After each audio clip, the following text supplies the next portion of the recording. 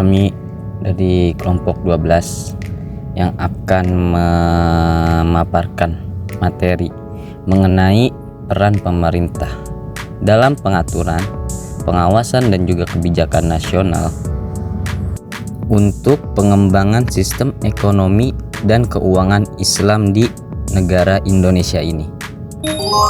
Nah, di sini kami terdiri dari 3 anggota kelompok, yaitu Tri Rizky Karuniawan dan Zahara Safira dan saya sendiri Denny Rizky. Nah, kami bertiga lah yang akan memaparkan materi-materi pada kesempatan kali ini. Baik, langsung saja masuk ke dalam materi, yaitu peran Bank Indonesia. Direktur Eksekutif Direktorat Kebijakan Ekonomi dan Moneter Bank Indonesia mengemukakan ada 4 peran strategis Bank Indonesia dalam pertumbuhan ekonomi daerah. 4 peran strategis ini terdiri dari peran koordinasi pengendalian inflasi, mendorong intermediasi perbankan, melakukan riset ekonomi regional dan Baseline Survey, dan melakukan peran advokasi kepada Pemda dan pelaku usaha lainnya.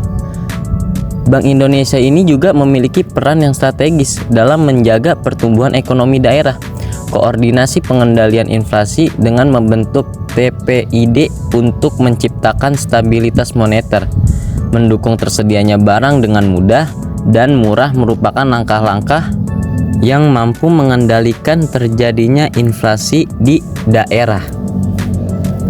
Selanjutnya ada peran OJK, Otoritas Jasa Keuangan.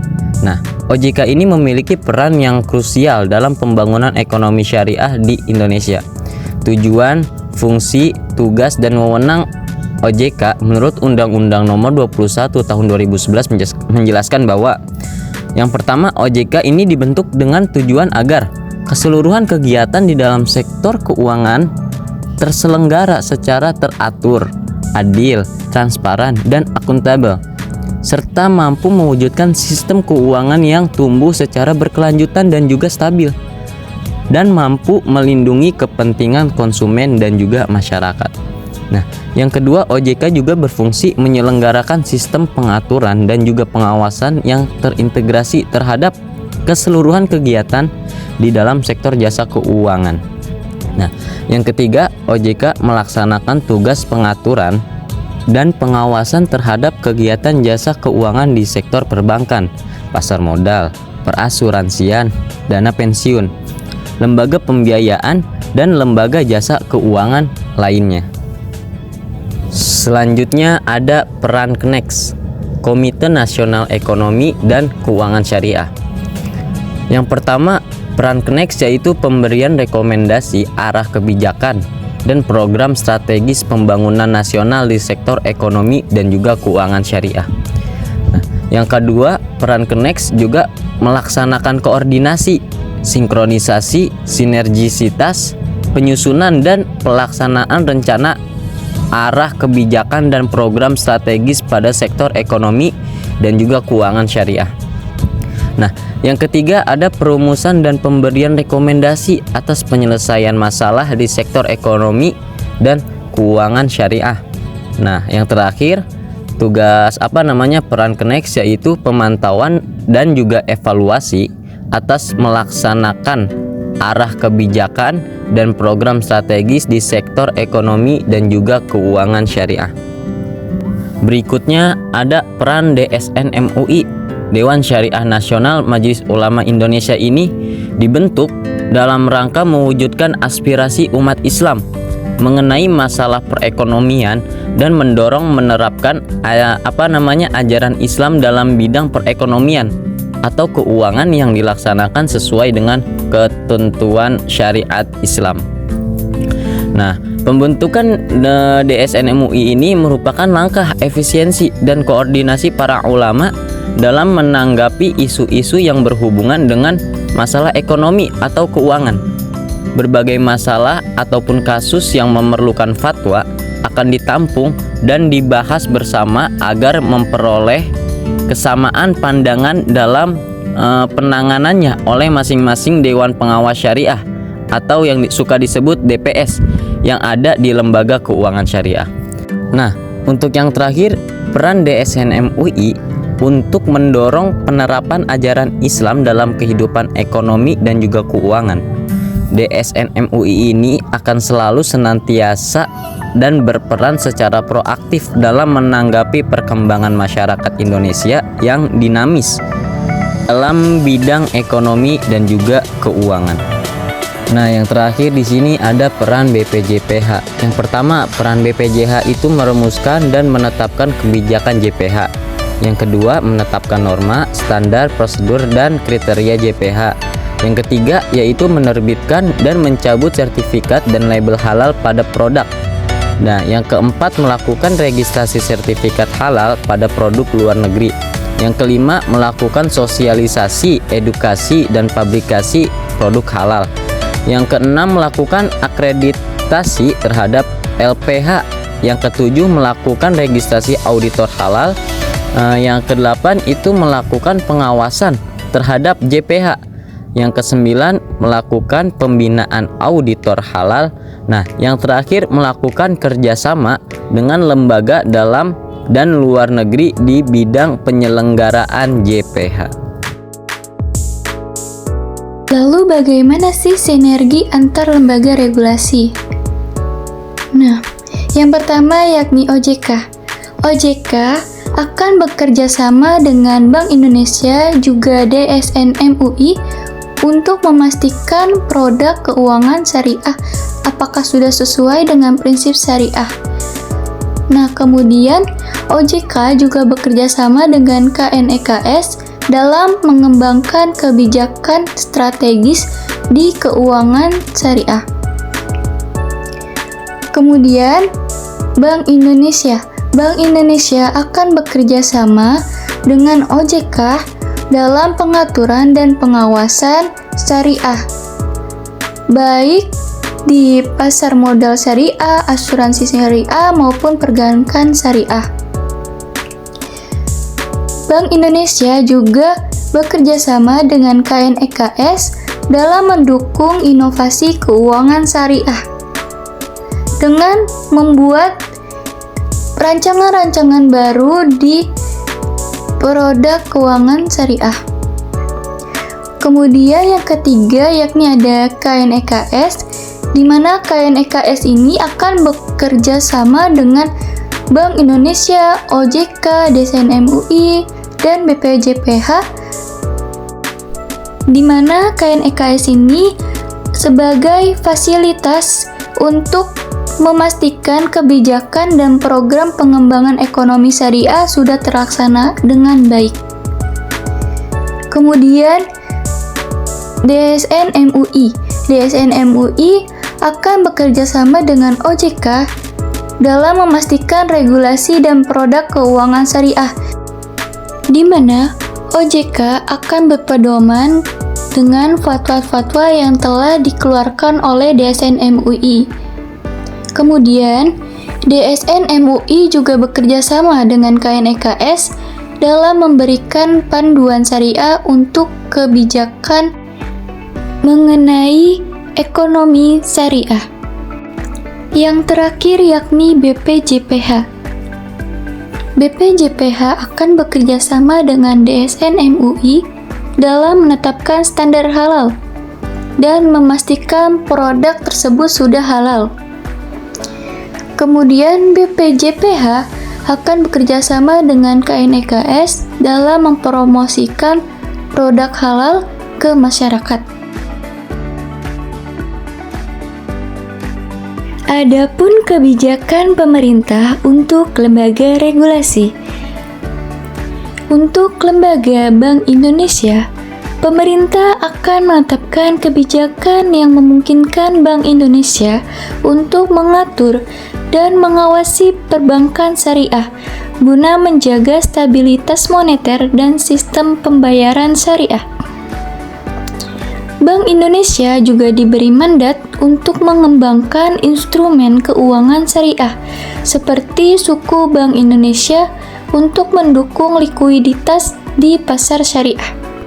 Yang ketiga yakni terbentuknya Badan KNEKS. Pemerintah membentuk KNEKS untuk mengoordinasikan dan menyinergikan kebijakan dan program pengembangan ekonomi dan keuangan syariah.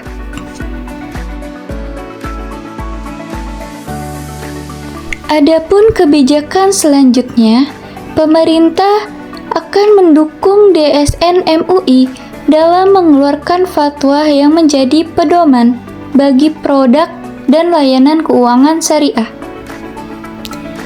Pemerintah juga mendorong DSN MUI untuk melakukan edukasi dan sosialisasi mengenai fatwa syariah kepada masyarakat dan pelaku industri. Yang kelima, kebijakan pemerintah untuk lembaga BPJPH. Pemerintah akan menetapkan kebijakan untuk BPJPH dalam mengatur dan mengawasi sertifikasi halal untuk produk, termasuk produk keuangan syariah. Nah, selanjutnya kita masuk ke dalam pengertian regulasi. Apa sih yang dimaksud dengan regulasi? Nah, regulasi pemerintahan sendiri itu adalah perpanjangan alami dari undang-undang yang mendefinisikan dan mengontrol beberapa cara yang dapat dilakukan oleh bisnis atau individu untuk mengikuti hukum. Jadi pengertian singkatnya itu regulasi adalah sebuah hukum. Nah, pengertian lanjutannya, sementara itu regulasi bisnis adalah aturan. Jadi kayak peraturan yang dikeluarkan untuk mengendalikan perilaku dalam berbisnis. Jadi regulasi sendiri itu adalah kayak peraturan kita untuk supaya kita dapat dikendalikan lah, supaya kita nggak terlalu berlebihan dalam berbisnis atau bermain curang dalam berbisnis, untuk mengendalikan bisnis tersebut dalam perilaku berbisnis. Jadi perilaku kita dalam berbisnis itu diatur, baik aturan dalam bentuk batasan hukum oleh pemerintah pusat atau daerah, peraturan asosiasi perdagangan, regulasi industri, dan aturan lainnya. Jadi contoh-contoh aturannya seperti itu. Oke, selanjutnya ada beberapa regulasi yang dikeluarkan oleh Otoritas Jasa Keuangan atau biasa kita sebut dengan OJK. Jadi beberapa nih regulasi yang sudah dikeluarkan oleh OJK, Otoritas Jasa Keuangan, itu ada 3. Yang pertama regulasi perbankan syariah, yang kedua regulasi pasar modal syariah, dan yang ketiga adalah regulasi asuransi syariah. Jadi itu beberapa regulasi yang telah dikeluarkan oleh OJK, Otoritas Jasa Keuangan. Kita masuk ke dalam regulasi perbankan syariah. Yang pertama itu ada regulasi dalam Undang-Undang Nomor 21 Tahun 2011 tentang Otoritas Jasa Keuangan. Yang kedua ada POJK Nomor 24 POJK.03/2015, itu tentang produk dan aktivitas bank syariah dan unit usaha syariah. Yang ketiga ada POJK nomor 2/POJK.03/2016 tentang pengembangan jaringan 17 kantor perbankan syariah dalam rangka stimulus perekonomian nasional bagi bank. Dan yang keempat ada POJK nomor 3/POJK.03/2016 tentang bank pembiayaan rakyat syariah. Dan yang kelima itu ada POJK nomor 64/POJK.03/2015 tentang perubahan kegiatan usaha bank konvensional menjadi bank syariah. Dan yang terakhir ada POJK nomor 44/POJK.03/2015 tentang stratifikasi kompetensi kerja bagi anggota direksi dan anggota dewan komisaris bank perkreditan rakyat dan bank pembiayaan rakyat. Nah, selanjutnya kita akan membahas regulasi pasar modal syariah. Pada masa Otoritas Jasa Keuangan, dalam rangka memperkuat peran pengaturan pasar modal syariah, terdapat revisi atas peraturan yang mengenai penerbitan efek syariah menjadi beberapa peraturan berdasarkan produk dan satu peraturan mengenai penerapan prinsip syariah di pasar modal. Selain itu juga terdapat beberapa peraturan baru yang terbit, baik tentang produk pasar modal, kelembagaan dan profesi maupun tata kelola. Jadi dalam regulasi pasar modal syariah itu ada beberapa peraturan di pasar modal syariah, terdapat beberapa revisi. Jadi direvisi tentang yang tadi sudah disebutkan, yang mengenai penerbitan efek syariah menjadi beberapa peraturan. Jadi efek syariah itu dibagi menjadi beberapa peraturan berdasarkan produk dan satu peraturan yang berkaitan dengan produk dan satu peraturan mengenai penerapan prinsip syariah di pasar modal. Jadi ada beberapa revisi yang terkait pada regulasi pasar modal syariah tersebut. Nah, selanjutnya kita masuk kepada pembahasan yang terakhir nih, yaitu regulasi asuransi syariah. Jadi industri asuransi di Indonesia itu diatur oleh Undang-Undang Nomor 40 Tahun 2014 tentang perasuransian. Undang-undang ini menggantikan Undang-Undang Nomor 2 Tahun 1992 tentang usaha perasuransian yang dinilai sudah tidak sesuai lagi dengan perkembangan industri perasuransian.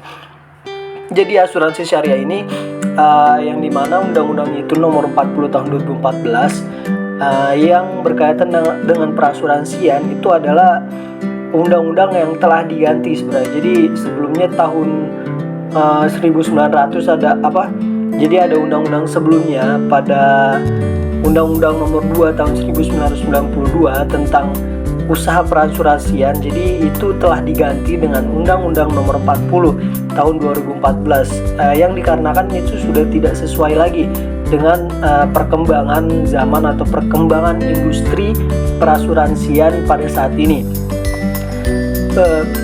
Berbeda dengan undang-undang sebelumnya, Undang-Undang Nomor 40 Tahun 2014 tentang perasuransian mengatur secara tegas nih. Jadi Undang-Undang Nomor 40 Tahun 2014 itu mengatur secara tegas tentang asuransi syariah dan reasuransi syariahnya.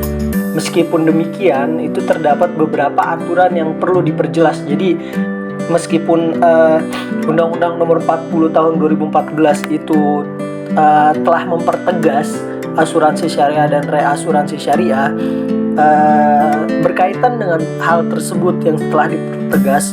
Jadi meskipun demikian, terdapat beberapa aturan yang perlu kita perjelas atau diperjelas lagi, yang harus kita pelajari lagi tentang perundang-undangan tersebut supaya lebih jelas lagi, supaya kita dapat memahami beberapa aturan yang harus kita perjelas atau diperjelas lagi, begitu.